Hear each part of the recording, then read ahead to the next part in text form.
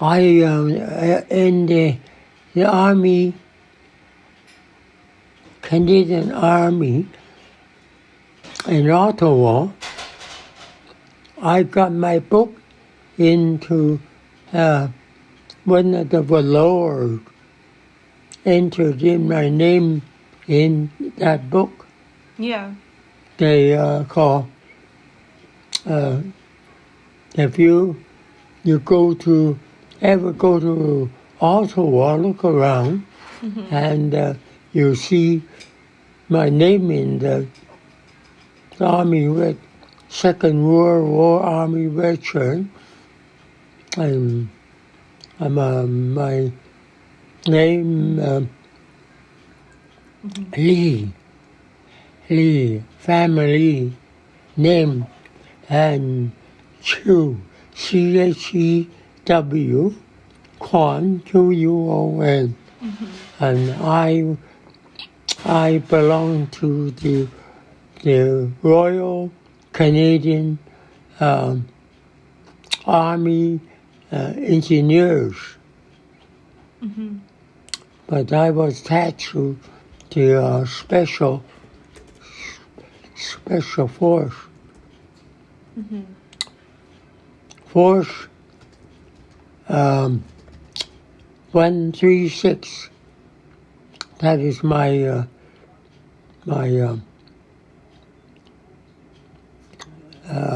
paratrooper unit, Canadian, and we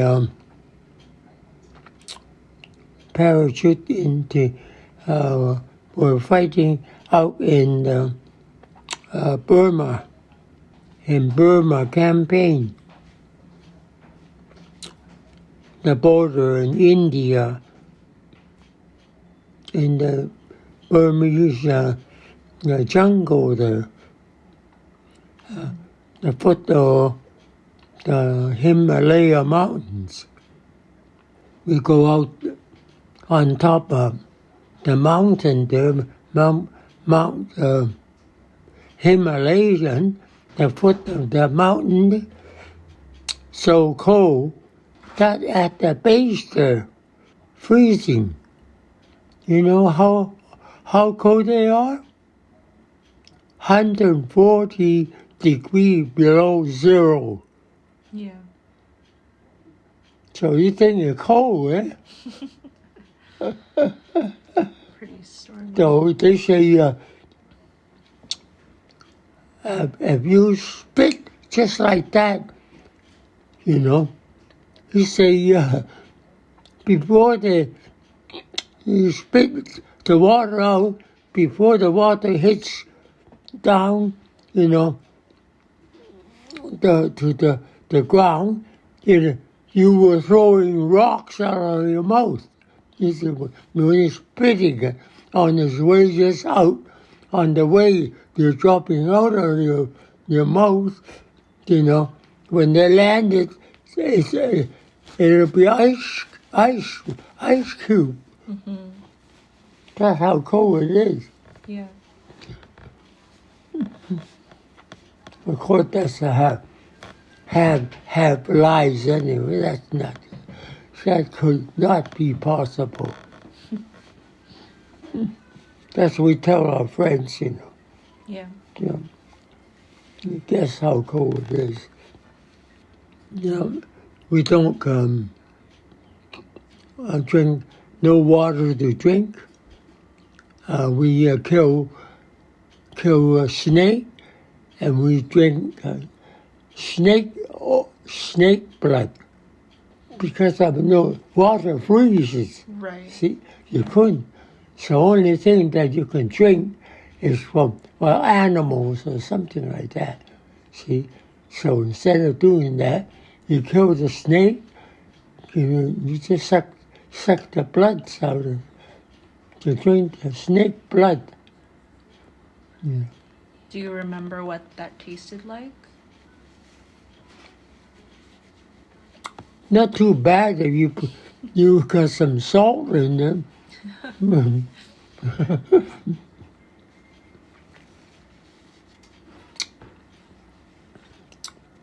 Oh, well, that's the way it goes when you're thirsty, you know. So I I, I parachute into the Burmese jungle. You can find all different kind of animals, insects, snakes, and you name it. Boy, he said, you don't worry about fighting the Japanese, you know. He said, you gotta be careful that way, or those wild animals after you. Yeah. Yeah, yummy, yummy, they said. God, they have snake, 25 feet long. And then lots of elephant. She's elephant by the herds, you know. She's so big, you know. Elephant weighs so many tons, the darn thing. But thirsty, we just look for snake, drink snake blood, and go around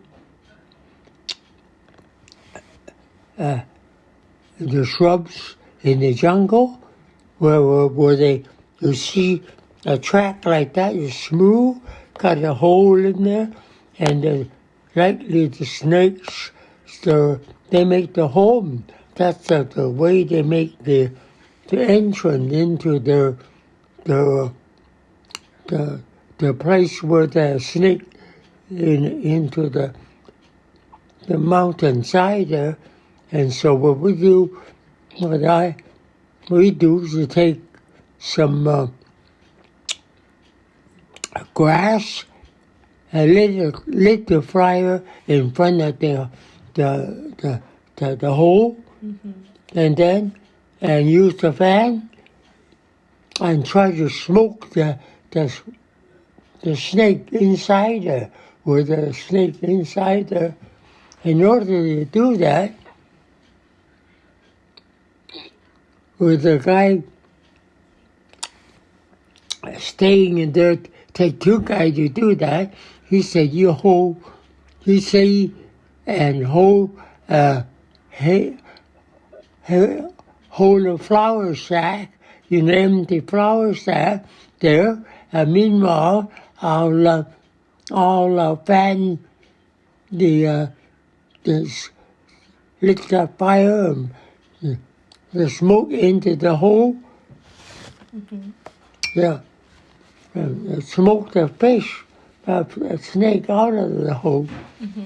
As soon as you see when the smoke hit the hole and the snake had to force his way out, and he comes zoom, shooting out of the hole there, and then where you got the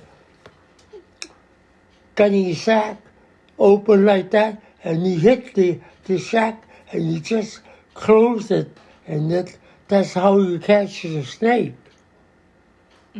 Catch a snake, and what they do is, and we just get them and drink the snake blood,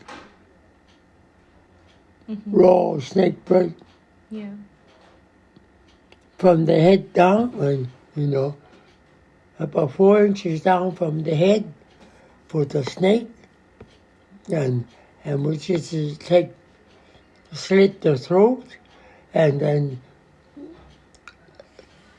drain the blood, and in a cup, a little bit of alcohol, and drank the snake blood. That'll keep your body warm. Yeah.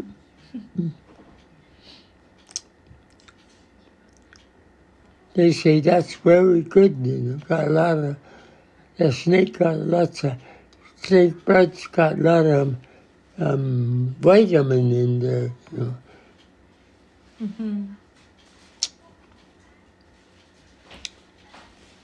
And we find near the beach great big turtle. A turtle weighed 2,000 pounds. Great big turtle. Wow. Yeah. You can sit on the turtle back there and he call you, you know.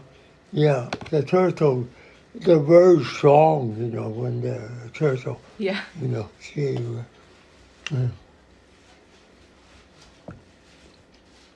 Yeah, the big turtles.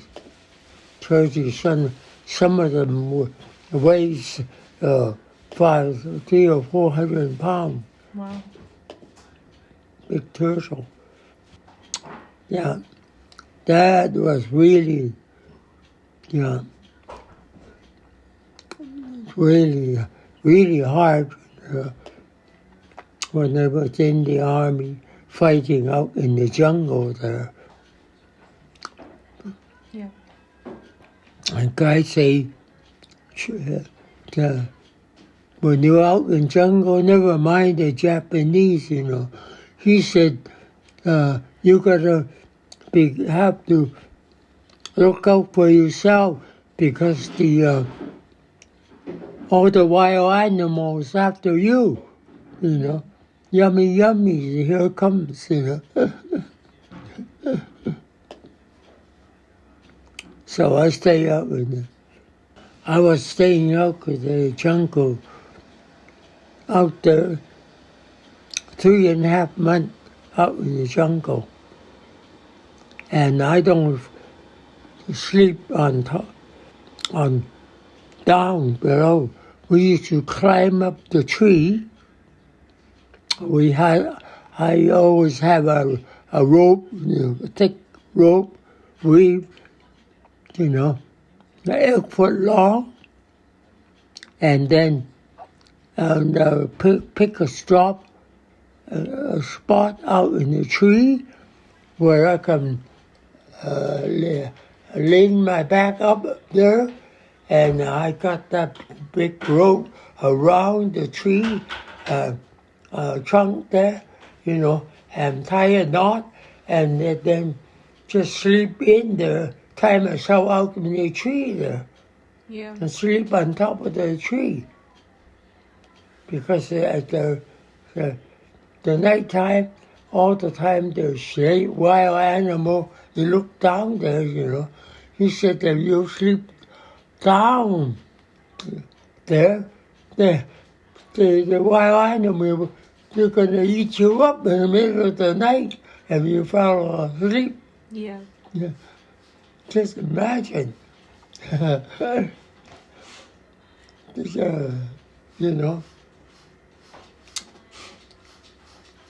And if you're near the water or lake, you got crocodile come out from the water. Yeah. Boy, oh boy, they grab hold of you, you know. They chew you up, you know. So never let go, you know. So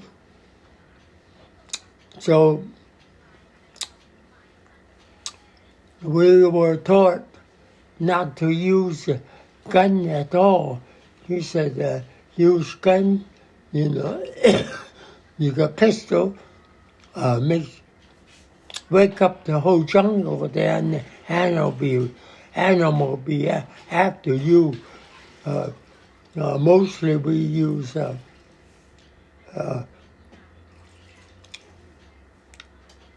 knives, you know.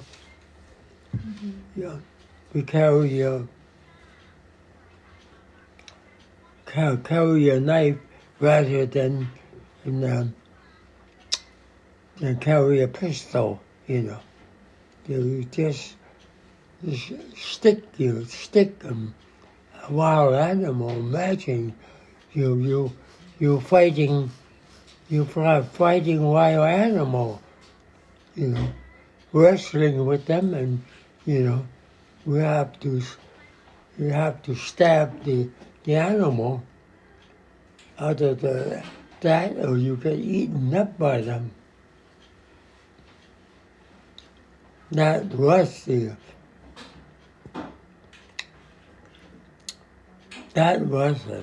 tough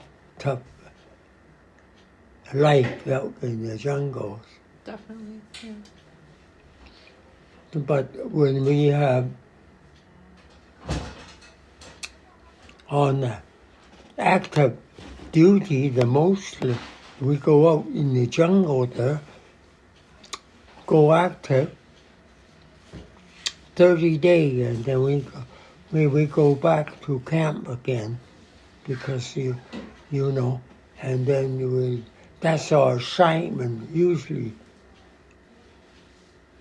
I'm a paratrooper, see, to fly you up there and then drop you out off in the jungle. If the animal don't eat you up, some of the natives there will make a good meal for those guys. Some of them, they do eat human being, you know,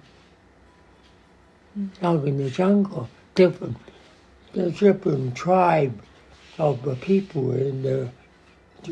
You can read the history about these people. That's when you know, you think your friend and fed you to their tribe. There's a good friend, they will cook you up. Yeah. They eat you up. You say you invite a few of their, Yeah. you know, elderly people and have a good meal. Just think, you know. So you're being nice to you, you know. Yeah. Yeah, you're a good friend of mine, so we're gonna have you. You think you can have you for dinner? Should invite you for dinner? They're having you for dinner.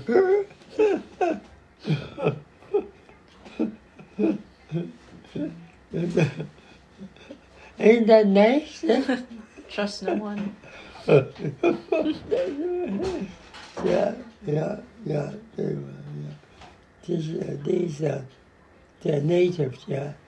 Invite some of their friends and say we had guests here today, you know. They're staying for dinner, you know. Guess what, you know. We're gonna, yeah, after they had dinner, we're gonna cook him up and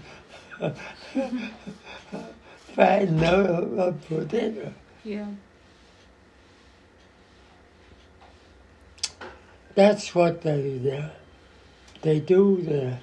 They say the native good friends. They invite them over, and they cook them up. Just be careful. Yeah.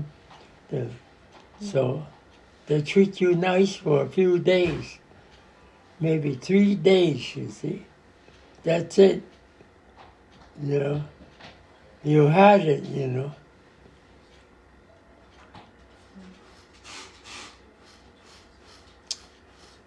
That's nothing new. That's their traditions. You know. Mm-hmm. Just imagine you have some friend invite you over for dinner.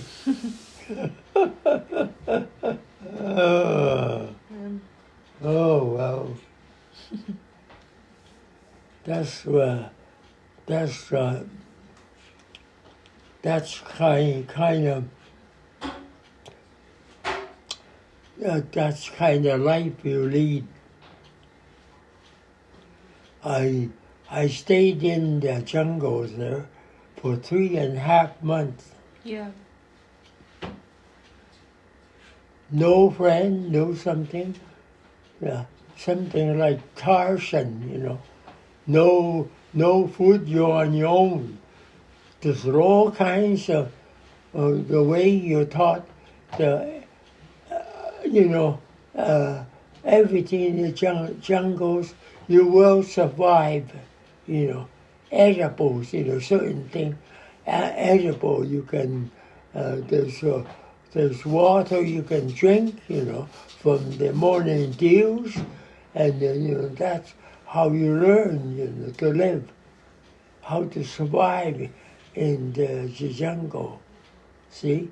And if you got hurt, you know, and then what you use to, you know, to stop bleeding, and if you're injured, you know, they chew up cabbage leaf, you know, and apply onto your wounds, and that way, see, that's your medicine. See, that's all. You know, you go to they you take up, they teach you that course there, then think you're fit enough to know how to survive your life out in the jungle. Just imagine if you're over 3 months,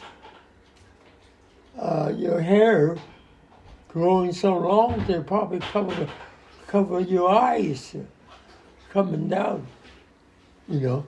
Did you grow out your hair that Yeah. long? Yeah.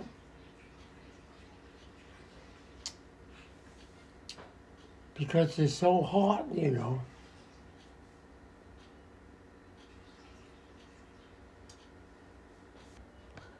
They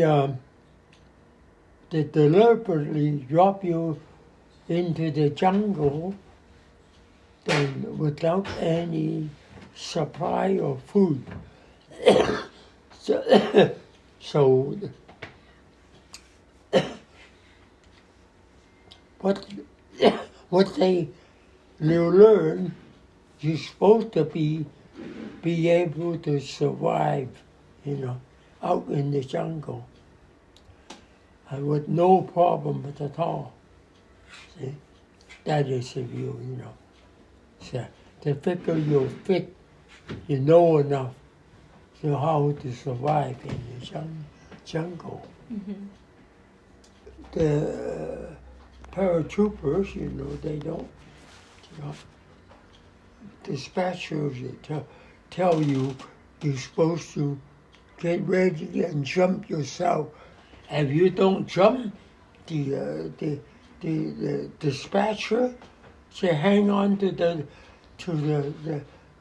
door, and you use your foot and just put you out.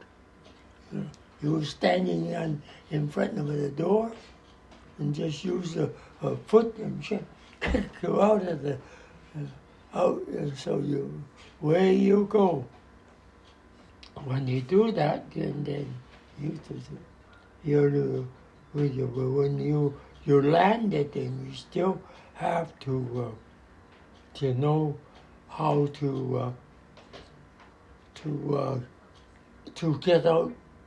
get out of the parachute when the wind. Otherwise, you would get the wind carry you on the ground there. Some people don't know get out of the parachute fast enough. They got the wind pull the chute, that they would drag them to death, you know. See, just like that.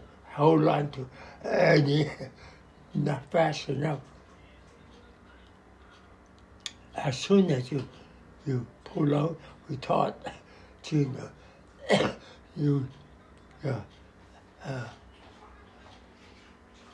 there's a ready, set, go. You can, as soon as you go, then you jump out of the parachute door, and when you say go, and then you one hand that we have, stick on your shoulders. The shoulders got that got the parachute at the back. There were this this string holding that will open, release the parachute when they were packed inside there. And you pull it, the string that this unwrap this parachute at your back, and you will really feel the wind caught the chute.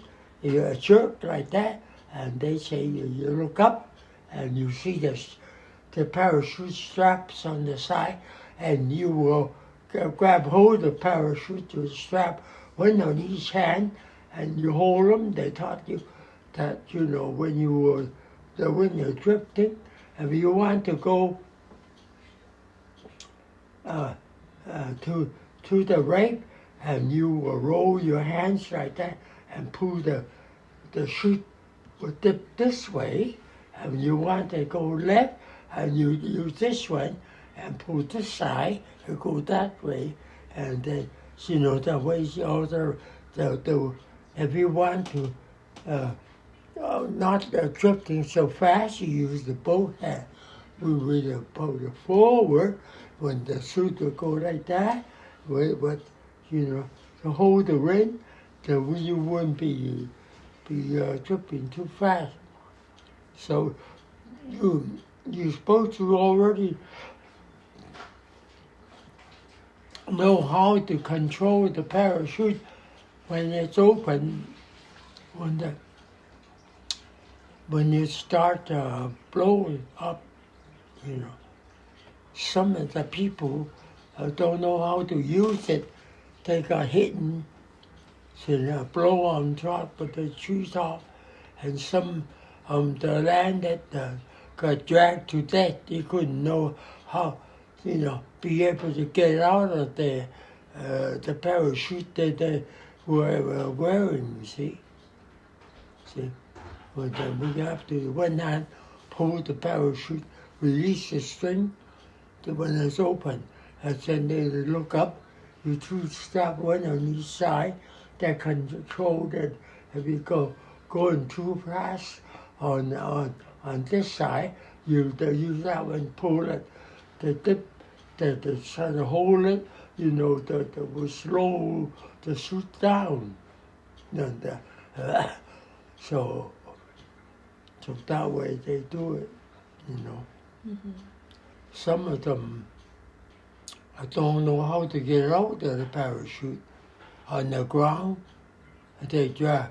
On the down, they would keep on going. When the wind hit the parachute, they were just pulling. They get dragged to death, on the ground like that. Yeah. They couldn't get out. They can't get out of the suits that they're wearing. They have to Fasten up, discharge the suit on the back. So we learn all that thing there until we are familiar with it before they send you up, on the parachute. See,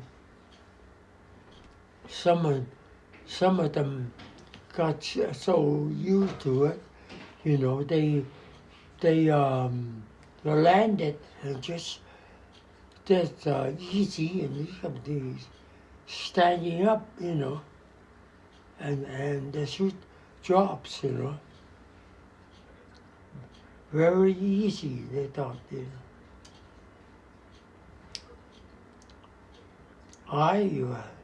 I didn't have any trouble, I got out with the parachute about 3 times when I was at the training,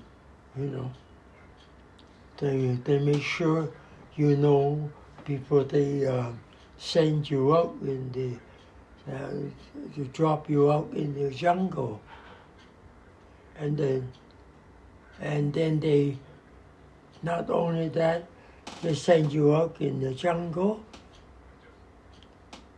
no firearm. Mm-hmm. You just get you just take a 6-foot dagger, you use that to protect yourself, You don't use guns, yeah. 1 dagger and two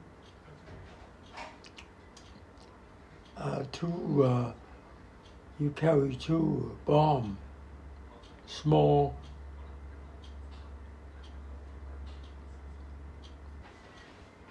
Is there anything else you want to talk about, or is that it for today?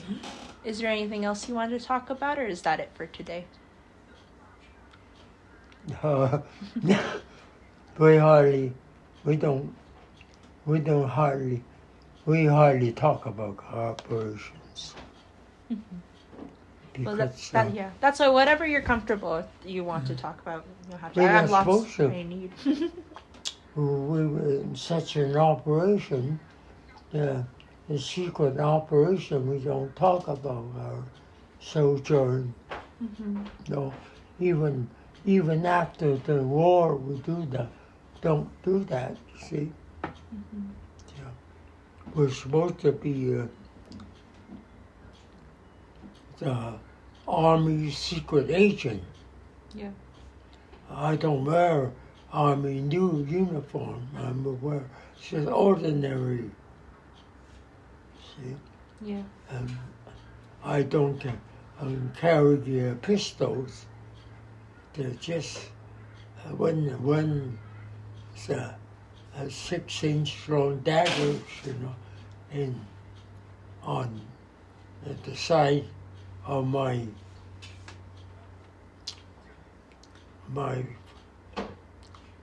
foot, Mm-hmm. on the side, Well, that's how I keep the daggers on them. Mm-hmm. We use that to see we met the enemy, and we use them. We used to stab them. Not always show you how to do.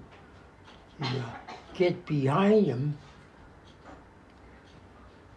and put your arms, you hold the daggers, across, you put your hand across their neck and hold the dagger, and they insert the dagger down in the shoulder blade. That there's a soft spot. You hold it down there. You just wrap your arm around their neck, and then you just stick that sharp dagger down, and you just jump on it, put all your weight down there and the shoulder blade, and not just stab them. Yeah, with your dagger, you just shoulder blade and just ream them instead of telling. And then the guy, the person that you do that, they probably just bled to death, because in the shoulder blade with it. So that's how you kill your enemies. So you said some people say they're smart enough to go out there. It's not to kill your enemy. It's go out there and make friends with them. Make sure they don't eat you first, though. Yeah. The heck with all these guys there. They're sitting back there and tell you to do this and do that. Get yourself killed, Oh, we can, you got some alcohol, let's have a drink and get drunk, and we get drunk, and then so you can just just go back home and tell story instead of killing each other. Yeah. Instead of yeah. And the ladies, they just go out there and shake hands, you know. Yeah. So, instead of killing each other, you know. Some guy, after the war, they became with the Japanese. You know, those people that you met became good friends. So, you said, they shake hands and say, I spare your life, you spare mine, you know. Let's shake on it, you know. They say we all go home cheerfully, you know. Yeah.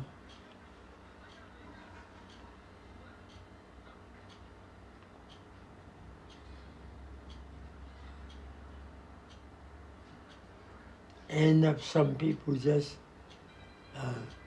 become old friends and go to Japan.